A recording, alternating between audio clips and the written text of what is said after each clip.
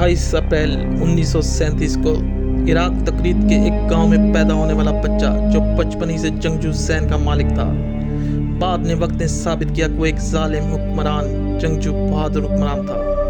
वो सद्दाम हुसैन था। आगे बढ़ने से पहले हमारे चैनल अंधेरों के सफ़र को सब्सक्राइब करते हैं और बेल आइकॉन को प्रेस करते हैं। सद्दाम की हुक्मरानी की तारीख कभी भुलाई नहीं जा सकती। सद्दाम हुसैन का इराक में इक़्तिदार 25 साल कायम रहा, जो नाकाबिले फरामोश था।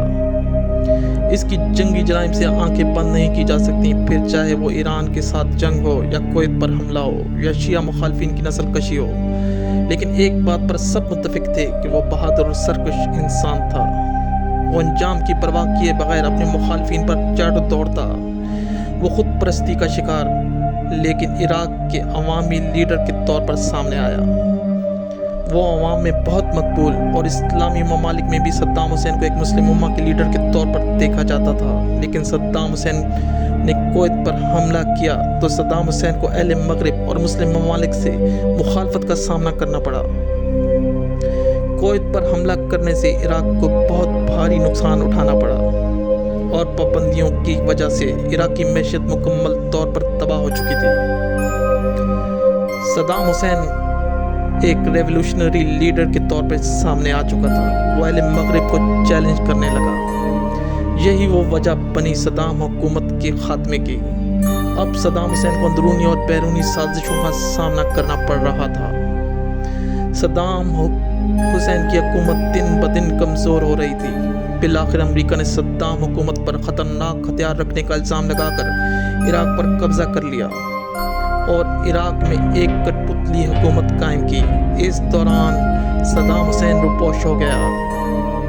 अब इराकी कठपुतली हुकूमत और अमेरिका सद्दाम हुसैन की तलाश में थे और फिर बिलाखिर एक मिलिट्री ऑपरेशन 13 दिसंबर 2003 को एडोर के मकाम से सद्दाम हुसैन को गिरफ्तार कर लिया गया और 19 अक्टूबर 2005 को सद्दाम हुसैन का ट्रायल शुरू हुआ और 5 नवंबर 2006 को अदालत ने सद्दाम हुसैन को फांसी की सज़ा सुना दी।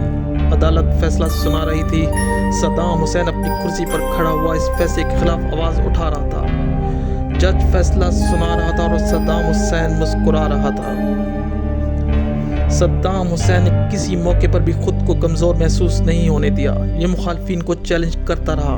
बिलाखिर 30 दिसंबर 2006 को सद्दाम हुसैन को फांसी घाट लाया गया। सद्दाम हुसैन की बहादुरी का ये आलम था कि सद्दाम हुसैन ने सूट पहनकर फांसी के तख्ते पर आया तो ना ही इसकी आवाज़ लड़खड़ाई और ना ही इसके कदम डगमगाए। वो ही चेहरे पे रोब, हंसता हुआ चेहरा। फांसी के तख्ते पर मुखालफिन पर कहर बन रहा था जबकि फांसी देने वाले डरे हुए थे और मास्क पहने हुए थे। जब सद्दाम हुसैन को कहा गया कि आपके चेहरे को काले कपड़े से ढांपना होगा तो सद्दाम हुसैन ने साफ मना कर दिया और फांसी के तख्ते पर बहादुरों की तरह खड़ा हो गया और अब वो कलमा शहादत पढ़ने लगा और इराक जिंदाबाद का नारा लगाकर फांसी पर लटक गया।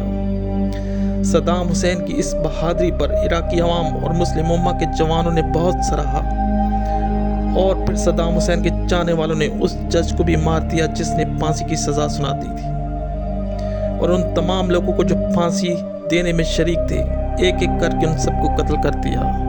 ये थे सद्दाम हुसैन।